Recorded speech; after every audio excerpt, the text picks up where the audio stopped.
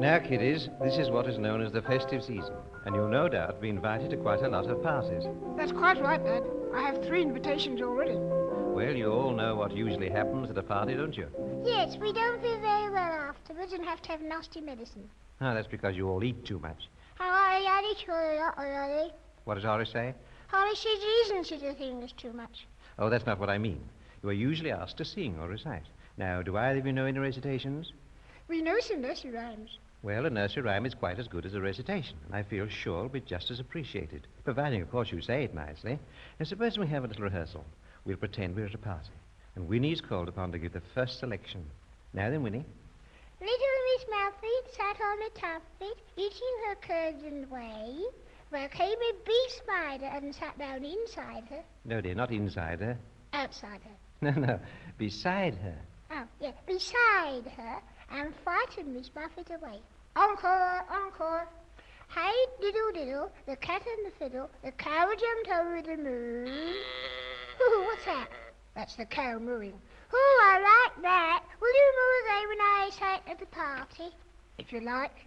Well, do it again now. And the little dog laughed to see such fine sport, and the dish ran away with the fork.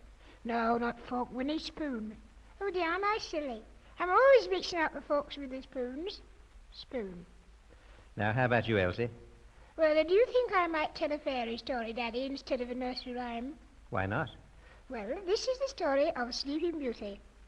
Once upon a time, once upon a time, a baby princess arrived at a king and queen's castle. Was the king at home? Yes, the king was at home. Where was the queen? Shopping? No, the queen was at home as well. She got back in time. Yes.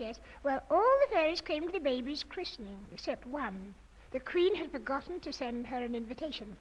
So instead of giving her a present like the other fairies did, she cast a spell over her. Smell? No, spell.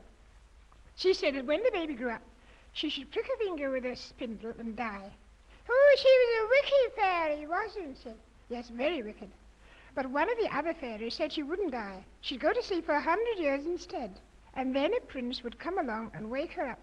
And when the baby princess grew up, did she prick her finger with a spindle? Oh, yes. It was one that the king and queen had forgotten to hide. And did she go to sleep for 100 years? Yes, 100 years. And at the end of 100 years, did a prince come along and wake her up? Oh, yes, it all happened exactly as the fairy said. Well, how did he wake her up? He kissed her. Why did he kiss her? Because she was so beautiful. You see, she was called the Sleeping Beauty. And did that wake her up? Yes. Well, that's better than having the bedclothes pulled off. Although I hate being kissed. Don't you? That reminds me, Winnie. Have you seen that dear little baby cousin that the stork brought your auntie last week? Oh, yes, she's a dear little thing, isn't she? Has Horace seen her? No, Horace hasn't. Would he like to? I'll ask him. Horace, would you like to see the dear little baby cousin that the stork brought to auntie last week? Oh, I got the story. What did he say? He said no, he'd rather see the stork. Well, now it's Johnny's turn to give us a nursery rhyme. Right, Dad.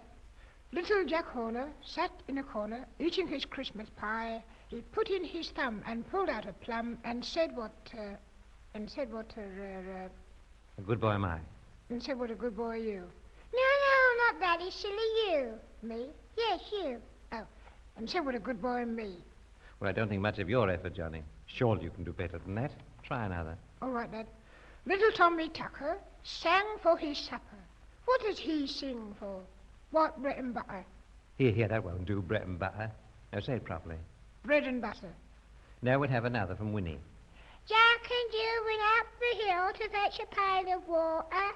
There now, Johnny. See what's a bad example you said, Winnie? Bread and butter, water. It's water, Winnie. Now start again. Don't let me hear you say water. Oh, Jack and Jill went up the hill to fetch a pail of. Pail of what? Pail of nothing. You see, I must say water. No. You have to say water, dear.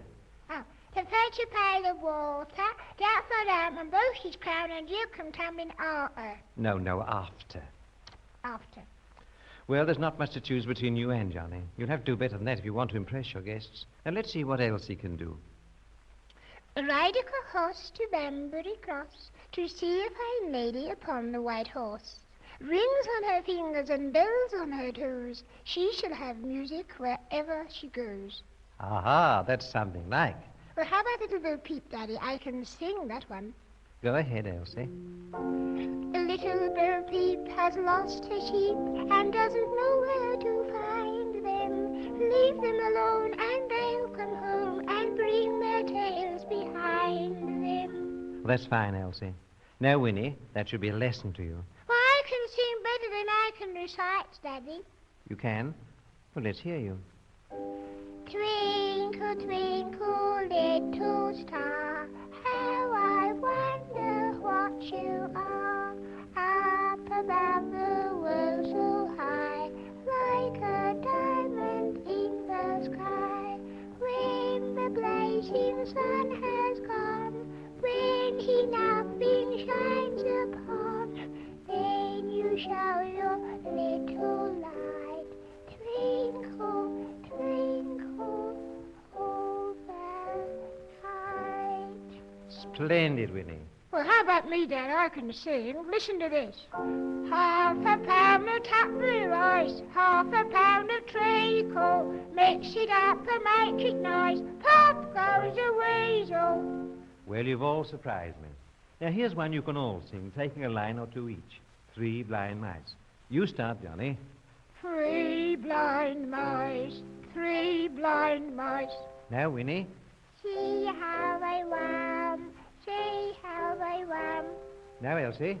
They all run after the farmer's wife, who cut off their tails with a carving knife. Did you ever see such a thing in your life? Now, Horace. Hi-hey, hi-hi. What was that? 3 blind mice.